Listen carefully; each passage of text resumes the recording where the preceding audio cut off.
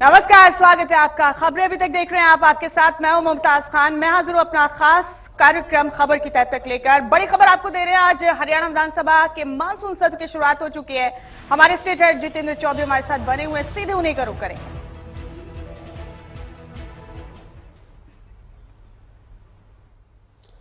हरियाणा विधानसभा के मॉनसून सत्र का आज पहला दिन है और विपक्ष की तरफ से, सत्ता पक्ष की तरफ से इसको लेकर के अपनी रणनीति तैयार कर ली गई है।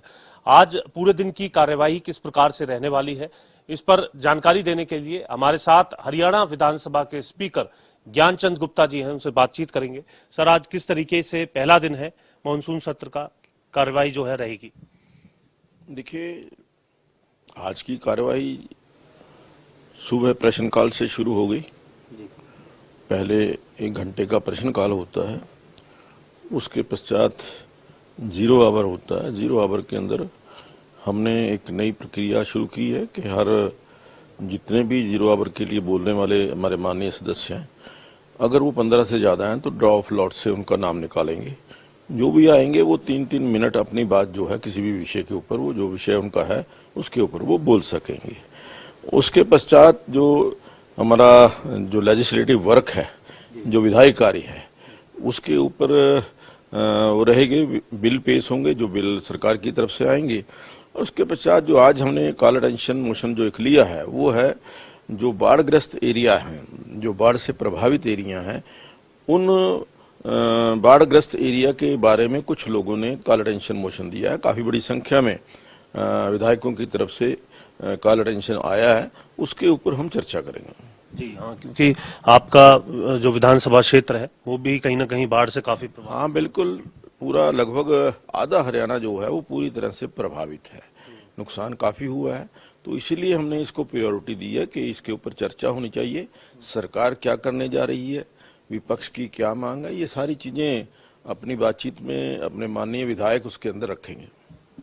नेता प्रतिपक्ष भूपेंद्र हुड्डा से हम कल बात कर रहे थे, तो उनका ये कहना था कि पर्याप्त समय जो है वो नई विधानसभा का रखा गया है। नहीं, देखिए, बात होती है कि हर बार यही जो आज आपने कहा, पिछले 10 सत्रों से जब से भी हो रहा है, उनका यही कहना रहता है। लेकिन उनकी तरफ से जो यूं कह लीजिए विरोध, मतलब जो कह लीजिए कि उन्होंने की तरफ से मांग की थी इसका समय बढ़ाया जाए। लेकिन फिर जब ओवरऑल चर्चा हुई तो उसके बाद लगा कि इतने समय काफी है और अगर जरूरत होगा तो लास्ट डे के दिन लंबा सेशन चला लेंगे।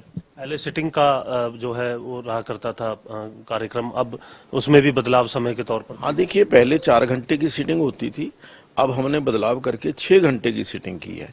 इसलिए इसको 3 दिन ना माने, इसको 5 दिन की 5 सीटिंग मान करके चलें तो मैं समझता हूँ कि पर्याप्त समय है। लेकिन फिर भी अगर जरूरत होगी तो हम जो लास्ट दिन है उसको और सत्र को लंबा कर सकते हैं। कई बार सर, जब हंगामा हो रहा होता है या नोकझोंक हो रही होती है, तो कई बार शब्दों की मर्यादा जो है हमने देखा है कि वो पीछे रह जाती है।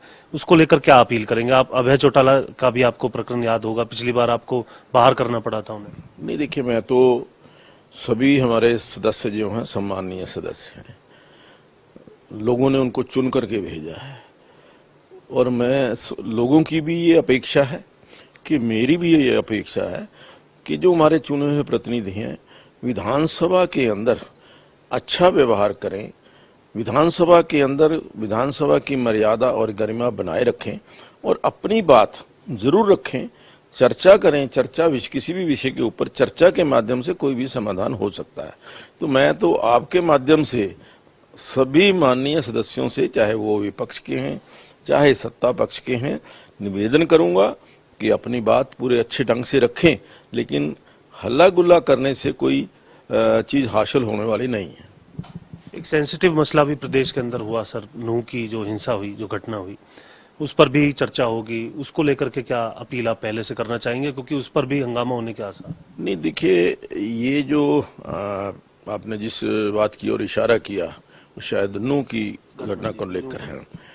मुझे लगता है कि क्योंकि ये मामला अदालत के विचाराधीन है और जो भी कोई मामला अदालत के विचाराधीन होता है उसके ऊपर हम सदन में चर्चा नहीं कर सकते, क्योंकि सदन की चर्चा अदालत के फैसले को इफेक्ट कर सकती है। इसलिए रूल्स के अंदर ये दिया हुआ है कि कोई भी जो मसला अदालत में है उसके ऊपर विधानसभा के अंदर चर्चा नहीं हो सकती।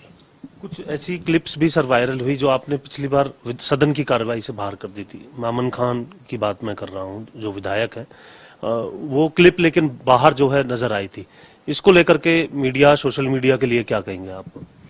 नहीं, देखिए, मैं तो सभी जो अपने मीडिया के साथी हैं, चाहे वो इलेक्ट्रॉनिक मीडिया है, चाहे वो प्रिंट मीडिया है या अन्य सोशल मीडिया है, सभी से निवेदन करूंगा कि जो सदन की कार्यवाही से शब्द डिलीट कर दिए जाते हैं, उसका मकसद ये होता है कि वो जो शब्द हैं वो लोगों के पास जाने के लायक नहीं है, या व्यवहारिक नहीं है, या सदन की मर्यादा गरिमा के अनुकूल नहीं है। तो मैं सबसे निवेदन करूंगा कि ऐसे शब्दों को वो अपने जो मीडिया के माध्यम है उनसे मत दिखाएं।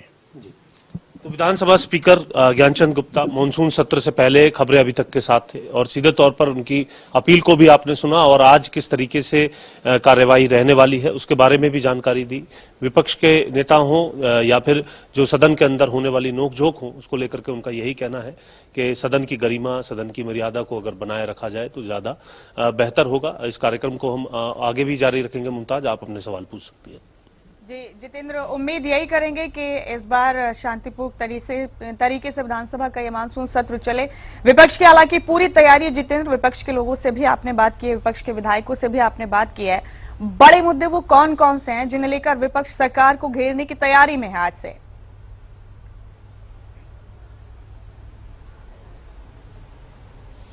देखिए, विपक्ष सीधे तौर से अगर हम बात करें, बाढ़ का जो मसला है, जैसा कि स्पीकर ज्ञानचंद गुप्ता की तरफ से भी बताया गया, उस पर ध्यानाकर्षण प्रस्ताव को लेकर के कई जो विधायक हैं उनकी तरफ से जो चर्चा है वो यहाँ पर की जाएगी। इसके अलावा सीईटी का चाहे मसला हो, अन्य मसले हो, तमाम किसानों को जो है नुकसान की भरपाई की बात हो, बाढ़ से जो रिहायशी क्षेत्रों में जो नुकसान हो उसकी भरपाई की बात हो, ये तमाम मसले जो हैं आज विधानसभा के अंदर अलग अलग समय पर जो है उठते हुए नजर आएंगे। और इसके अलावा 3 दिन का जो सेशन रखा गया है उसमें भी इसी प्रकार से विधानसभा की कार्रवाई जो है वो नजर आने वाली है। एक बड़ा सवाल ये भी है कि आम आदमी पार्टी ने बाकायदा एक प्रेस कॉन्फ्रेंस करके, अनुराग ढांडा ने एक प्रेस कॉन्फ्रेंस की थी, कहा था कि विधानसभा का घेराव करेंगे सीईटी के मुद्दे को लेकर। तो आम आदमी पार्टी की तरफ से कुछ सरगर्मियां नजर आ रही हैं आपको?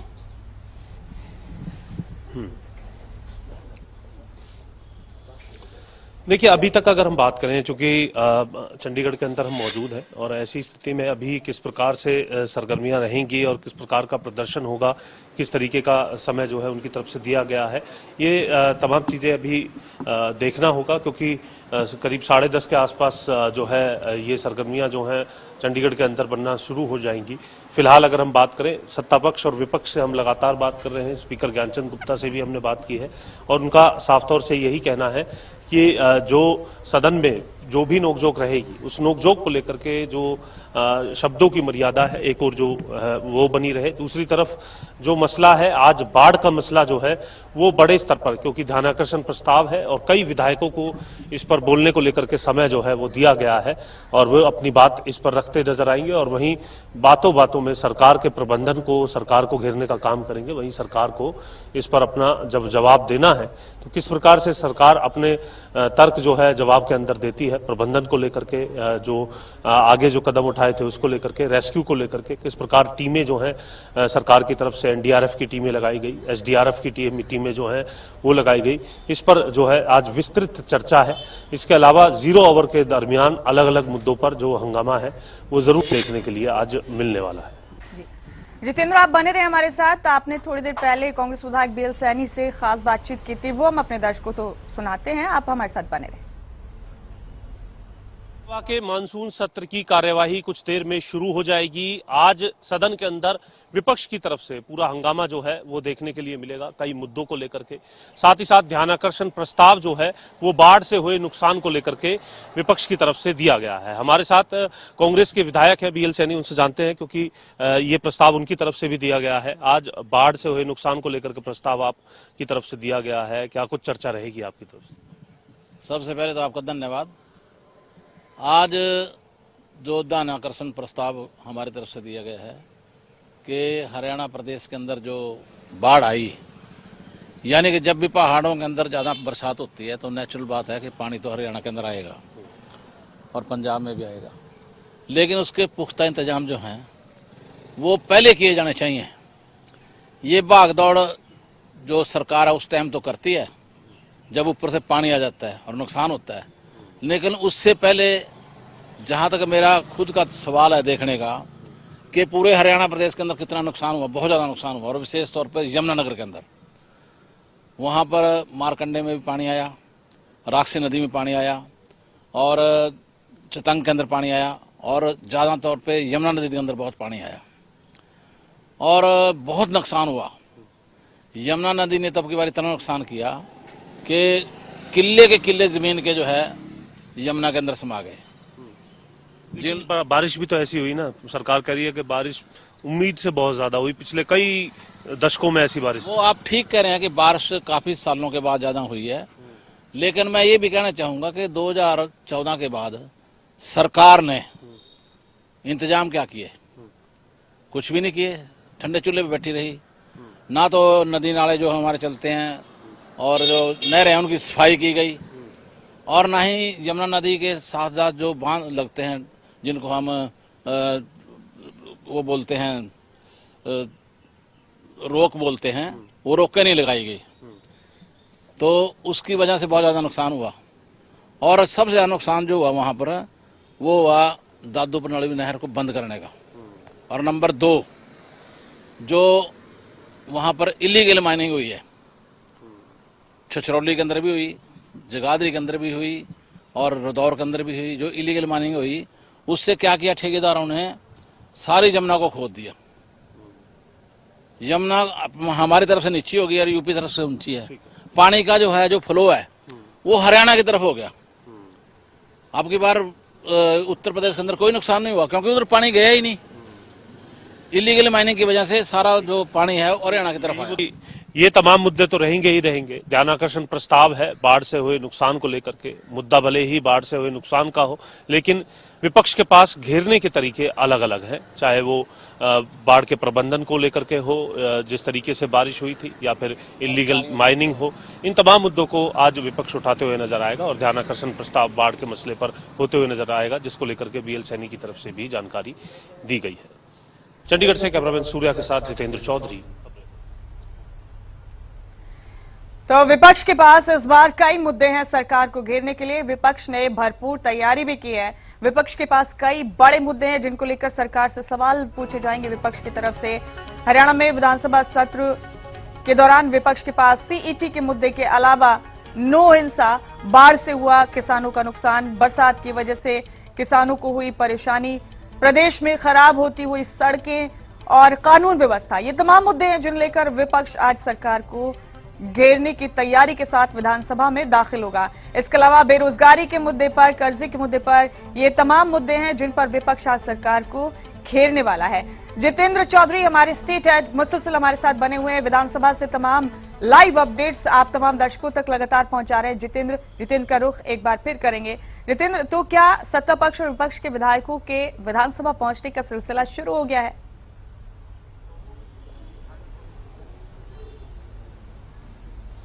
देखिए, चूंकि मुमताज 11 बजे का वक्त रखा गया है, स्पीकर ज्ञानचंद गुप्ता ने भी बताया, इससे पहले 10 बजे का वक्त हुआ करता था।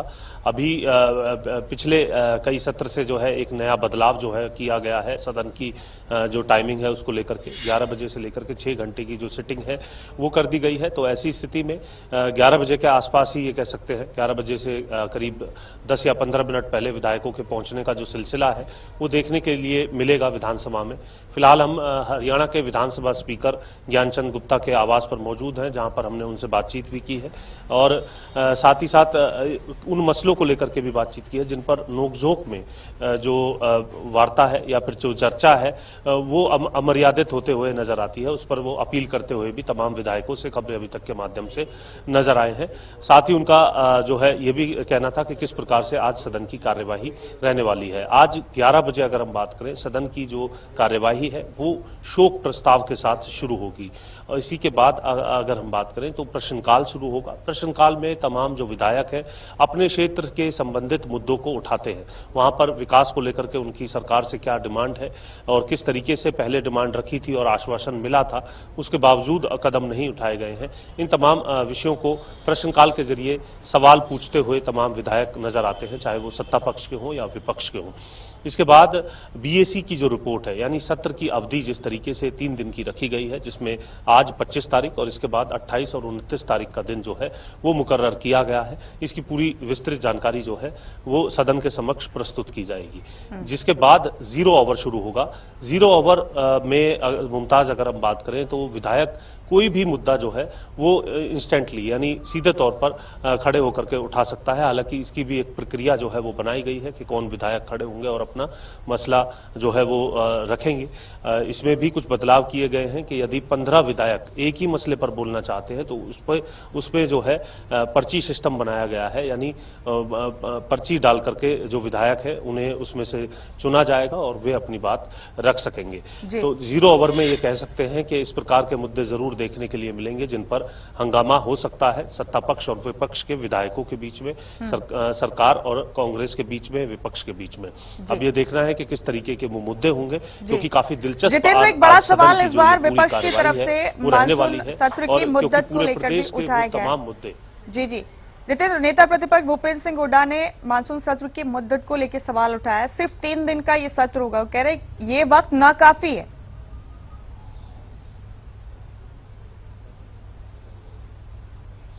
देखिए, बिल्कुल इसको लेकर के हमने बातचीत की थी। कल विधायक दल की बैठक थी कांग्रेस की और रणनीति बनाने को लेकर के, तब उनका बीएसी की बैठक के बाद ये कहना था कि जो 3 दिन का जो सत्र की अवधि रखी गई है वो नाकाफी है, क्योंकि मुद्दे अनेक हैं और मुद्दे उठाने के लिए वक्त चाहिए। सत्ता के जो विधायक हैं या फिर जो सत्ताधारी पार्टी है, क्योंकि वो बहुमत में है, तो ऐसी स्थिति में उन्होंने सत्र की अवधि केवल 3 दिन रखी है। नेता प्रतिपक्ष भूपेंद्र हुड्डा का यह भी कहना था कि वे सदन के अंदर भी ये मांग करेंगे कि जो इसकी जो अवधि है वो और अधिक बढ़ाई जाए, क्योंकि ऐसे बहुत से मुद्दे हैं जिन पर चर्चा होना जरूरी है। प्रदेश की जनता की नजर अगर हम बात करें तो हरियाणा विधानसभा के प्रत्येक सत्र पर रहती है और उसी प्रकार से मानसून सत्र पर भी रहने वाली है। ऐसी स्थिति में जब विपक्ष पूरे तरीके से हावी हो रहा है, सरकार ने क्या कुछ कदम उठाए हैं, सरकार ने भी पूरी रणनीति के साथ इसका मसौदा तैयार कर लिया है और विपक्ष के इन तमाम जो वार है उनका जवाब सरकार की तरफ से किस प्रकार से दिया जाएगा, ये सदन के अंदर पूरे प्रदेश की जनता जो है वो खबरें अभी तक के माध्यम से भी देख सकेगी कि किस प्रकार से मसलों को लेकर के नोकझोंक हो रही है, गहमा गहमी देखने के लिए मिल रही है और किन मुद्दों पर बड़ा हंगामा जो है सदन के अंदर हो रहा है। आज पूरा दिन यही विषय जो है सदन के अंदर रहने वाला है। जी जितेंद्र, आपने इस सवाल को लेकर कल नेता प्रतिपक्ष भूपेंद्र सिंह हुड्डा से बातचीत की थी, वो बातचीत हम अपने दर्शकों को सुनाना चाहेंगे। यहाँ आप बने रहिए जितेंद्र हमारे साथ। देखिए, अभी तो जो बीएसी में जो सरकार की तरफ से आया था वो 25 तारीख और 28 और 29 इन दिन का, जबकि मैंने कहा था भी एक नाकाफी है, इसको बढ़ाया जाए।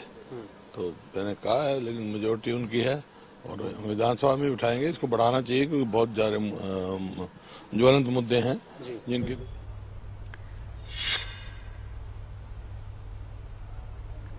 इस बीच एक बयान कैबिनेट मिनिस्टर देवेंद्र बबली का भी सामने आया। उन्होंने कहा कि पूरे सत्र को शांतिपूर्ण तरीके से चलाया जाएगा। बिल्कुल तैयार है।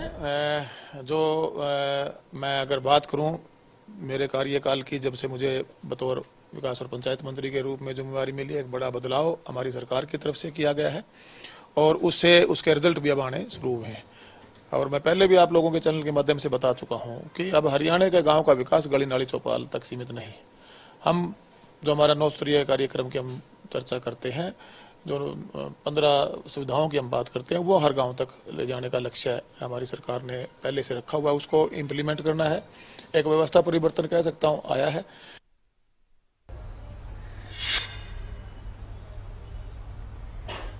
इस बीच एक बड़ी खबर मिल रही है। आपको बता दें कि नो इंसा के मुद्दे को विपक्ष आज सदन में नहीं उठा पाएगा। विधानसभा के मानसून सत्र का आगाज हो रहा है, लेकिन नो इंसा के मामले को विपक्ष आज सदन में नहीं उठा पाएगा। स्पीकर ज्ञानचंद गुप्ता ने इस हवाले से बातचीत की है।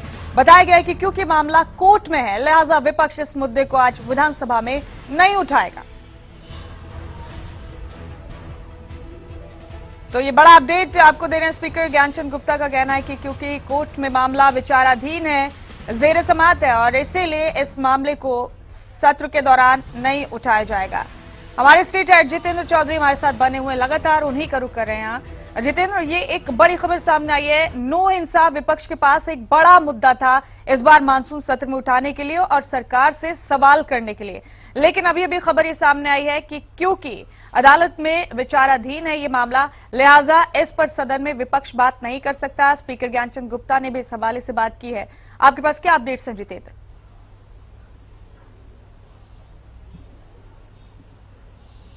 देखिए मुमताज, अब से कुछ ही पलों पहले हमने स्पीकर ज्ञानचंद गुप्ता से बात की थी। सदन में किसी भी मसले को उठाने को लेकर के प्रक्रिया है, रूलिंग है, उस रूलिंग के मुताबिक ही तमाम मसलों को उठाया जाता है और इस रूल बुक को भी विपक्ष के और सत्ता पक्ष के जो विधायक है उसके हवाले के जरिए कई बात सदन के अंदर करते हुए नजर आते हैं। फिलहाल अगर हम बात करें, स्पीकर ज्ञानचंद गुप्ता की तरफ से ये स्पष्ट किया गया है कि नूह का मसला जो है, क्योंकि हमने उनसे सवाल किया था कि नूह का मसला जब उठाया जाएगा, एक सेंसिटिव मसला है, उस पर उनका क्या कहना है, तो उनका साफ तौर से ये कहना था कि ये विधानसभा के रूल्स में है कि जो मसला कोर्ट के अंदर विचाराधीन हो उस पर चर्चा नहीं की जा सकती। हालांकि विपक्ष मुमताज इस मसले पर चर्चा करने की पूरी कोशिश करेगा, कोई ना कोई जो है रास्ता विपक्ष की तरफ से यहां पर जरूर दिखाने का कोशिश की जाएगी, लेकिन यहां पर रूल का हवाला देते हुए सदन के अंदर विपक्ष को इस पर चर्चा करने से रोक दिया जाएगा, क्योंकि स्पीकर ज्ञानचंद गुप्ता का साफ तौर से ये कहना था कि इस प्रकार के मसलों पर यदि चर्चा होती है जो कोर्ट में विचाराधीन हो, उससे मामला प्रभावित हो सकता है चर्चा होने से, इसलिए इस प्रकार के मसलों पर सदन के अंदर कोई चर्चा नहीं हो सकेगी। ये स्पष्ट उनकी तरफ से किया गया है। अब देखना है विपक्ष क्योंकि इस मसले पर पूरा हंगामा करेगा, उठाने का प्रयास करेगा, तो सीधे तौर से ये कह सकते हैं कि एक और ऐसी बात सामने निकल करके आई है जिसको लेकर के विपक्ष पूरे तौर पर हंगामा सदन के अंदर कर सकता है, इस पर चर्चा करवाने को लेकर के। जी, तो क्या लगता है जितेंद्र, एक तो वैसे ही मुद्दत जो है वो काफी कम है, सिर्फ 3 दिन तक मानसून सत्र के दौरान सत्ता पक्ष और विपक्ष के बीच बातचीत होगी, बहस मुबाहिसा होगा, उस पर भी विपक्ष के पास मुद्दे काफी सारे हैं। आपको क्या लगता है जितेंद्र, इस बार की कार्यवाही कैसी रहने वाली है विधानसभा सत्र की?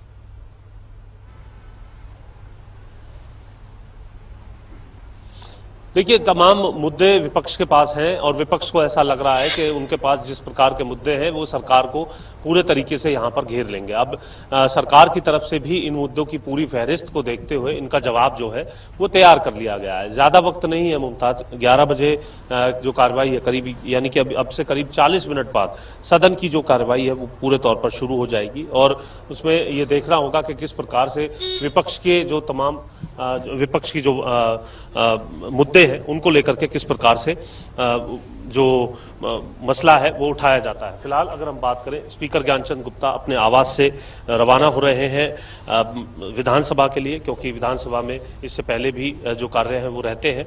11 बजे क्योंकि सदन की कार्रवाई शुरू होगी, आप देख सकते हैं तस्वीरों के अंदर स्पीकर ज्ञानचंद गुप्ता जो कि अपने आवास से रवाना हो चुके हैं हरियाणा विधानसभा के लिए।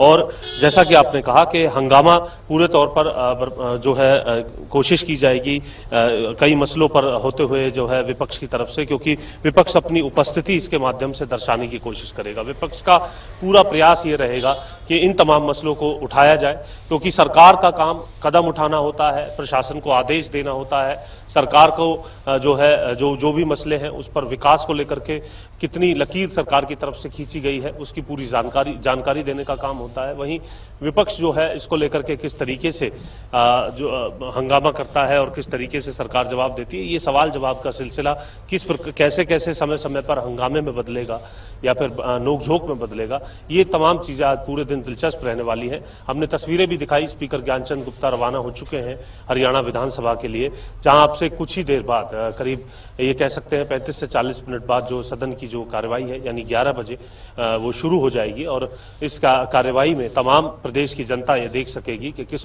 तरीके से इन मसलों को जो है विपक्ष उठा रहा है और उस पर अपनी बात रखी जा रही है। बाढ़ का मसला है, सीईटी का मसला है, बाढ़ के मसले पर तो ध्यान आकर्षण प्रस्ताव ही लगाया गया है। सीईटी का मसला है, बाढ़ की वजह से किसानों का जो नुकसान हुआ उनके मुआवजे का मसला है, जिन लोगों का नुकसान हुआ रिहायशी क्षेत्रों में उनके नुकसान का मसला है, उस पर सरकार ने पोर्टल बना करके किस तरीके की राहत अभी तक दी है या नहीं दी है, इसकी जानकारी का मसला है। ये तमाम चीजें जो हैं मुमताज आज पूरे दिन जो है बनी रहेगी। इसके अलावा लॉ एंड ऑर्डर की जो दूसरी जो गतिविधि है उसके बारे में मसला जो है यहाँ पर उठाया जाएगा। आंगनवाड़ी वर्कर्स का जो मसला है उसको लेकर के प्रदर्शन का आह्वान जहां उन्होंने किया है तो वो सदन के अंदर भी गूंजता हुआ नजर आएगा। आम आदमी पार्टी की यूथ विंग का आपने जिक्र किया, उसकी तरफ से भी विधानसभा के घेराव को लेकर के बात कही गई है। कितना कामयाब वो उसमें होते हैं, किस तरीके से वो आगे बढ़ते हैं, ये भी देखने वाली बात होगी। तो ये कह सकते हैं चंडीगढ़ के अंदर जितेंद्र आप बने रहिए हमारे साथ। जितेंद्र चौधरी हमारे स्टेट हेड लगातार हमारे साथ बने हुए हैं। जितेंद्र ने ही रतिया से विधायक लक्ष्मण नापा के साथ भी खास बातचीत की थी, वो भी अपने दर्शकों को सुनाते हैं। विपक्ष की तरफ से जहां आज बाढ़ का जो मुद्दा है उसको लेकर के ध्यान आकर्षण प्रस्ताव पर चर्चा होने वाली है, वहीं सत्ता पक्ष के विधायकों का इसको लेकर के क्या कुछ कहना है। हमारे साथ लक्ष्मण नापा जी हैं, विधायक हैं भाजपा से। सर, आपके क्षेत्र के अंदर भी, फतेहाबाद रतिया क्षेत्र के अंदर भी अगर हम बात करें, काफी नुकसान हुआ है, तो किस तरीके से आप आज इस मसले को देख रहे हैं, सत्ता के तौर पर या फिर अपने क्षेत्र के तौर पर? पीछे जो बाढ़ आई हमारे हरियाणा प्रदेश में, तो काफी मेरे रतिया हल्का के कम से कम 70 गांव उसमें प्रभावित हुए हैं। और जब भी हमें मौका मिलेगा 0 आवर में या जैसे, तो हम अपने हल्के की अपने बात रखेंगे कि जो पीछे हमारी जो सरकार है बहुत अच्छा काम किया है, जो बाढ़ पीड़ित है उनको राहत दी है। और जैसे क्षतिपूर्ति पोर्टल की बात है तो सभी ने जो भी नुकसान हुआ है, चाहे फसलों का है, कोई मकान है, कोई पशुओं का है या कोई ट्यूबवेल का नुकसान है, तो उसका भी उन्होंने कहा कि क्षतिपूर्ति पोर्टल पे आज लास्ट डेट है उसकी। और कल भी हमने माननीय सीएम साहब से ये गुजारिश की थी कि इन लोगों को हम कैसे राहत दे सकते हैं, तो आज पोर्टल की लास्ट तारीख है। उसके बाद सरकार जो भी है डीसी के माध्यम से भी उसका सर्वे करवा कर कि कितना नुकसान हुआ है उसकी भरपाई करेंगे। विपक्ष का आरोप है कि जो प्रबंधन था वो समय से नहीं किया गया, जो रिवर बेड थे उन्हें तैयार नहीं किया गया सरकार की तरफ से। ये तमाम आरोप भी झेलने पड़ेंगे सत्ता पक्ष को। नहीं, ऐसी बात नहीं है कि जो भी हमारे जैसे रतिया में हमारे माननीय एसडीएम साहब जगदीश चंद्र जी के, और मैं खुद भी सभी गांवों में गया हूं और बड़ा हमने अच्छा उन्होंने एक प्लानिंग करके किसी भी गांव में पानी नहीं घुसने दिया। और लेकिन जो फसलें इसमें जो प्रभावित हुई है, लेकिन कोई जान माल की नुकसान नहीं हुआ जी। ऐसे क्षेत्र, रिहायशी क्षेत्र के अंदर पानी नहीं गया? 1-2 गाँव में था, जैसे बामणवाड़ा, एक खान मोहम्मद और एक गांव लांबा का एक ढाणी थी, उनमें पानी घुसा है, लेकिन और सारा एरिया प्रशासन ने हमारा बचा है। शुक्रिया बात करने के लिए। तो सुना आपने, सत्ता पक्ष और विपक्ष के जो विधायक, उनकी राय इस मसले को लेकर के अलग है, लेकिन परेशानी एक ही है कि रिहायशी क्षेत्र और ग्रामीण क्षेत्र हो या फिर जो एग्रीकल्चर लैंड हो, वहां पर पानी आया है, उसकी वजह से दिक्कतें रही हैं। सत्ता पक्ष का ये कहना है कि प्रबंधन भी बेहतर थे और बाद में क्षतिपूर्ति के माध्यम से भी सरकार जो देने की व्यवस्था कर रही है, नुकसान की भरपाई, वह भी जो है सुचारू तौर पर चल रहा है। वहीं विपक्ष किस तरीके से इस मुद्दे को आज लेता है, ये सदन में देखने वाली बात होगी। चंडीगढ़ से कैमरामैन सूरज के साथ जितेंद्र चौधरी, खबरें अपनी।